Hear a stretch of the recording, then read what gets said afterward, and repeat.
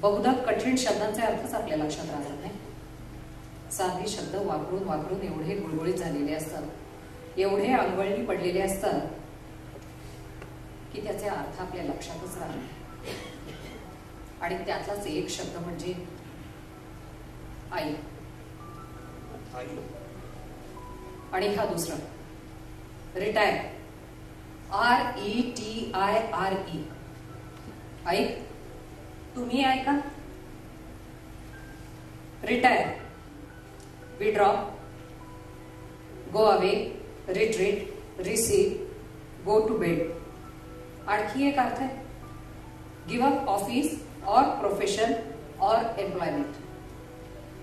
थोडक्यात रिटायर होणं म्हणजे नोकरी सोडून देणं, निघून जाणं, झोपी जाणं. आणि रिटायरमेंट म्हणजे सेवा निवृत्त होणं. तुमचे पप्पा झाले ना तसं. पण हे तुला कसं लागलं? तू आमची आई आहेस, कोणी नोकर नाही. तुम्ही वयाच्या कितव्या वर्षी रिटायर झाला? 55. आज तुमचं वय काय? 58. आणि आपल्या दोघांच्या वयात अंतर किती? 2 वर्ष. बघा, म्हणजे 1 वर्षापूर्वीच मी रिटायर व्हायला हवं. हो, पण जर तू नोकरी करत असतीस तर. कारण फक्त नोकरी करणारी माणसं सेवानिवृत्त होत असतात. असं मला वाटतं सेवा करणारे सेवा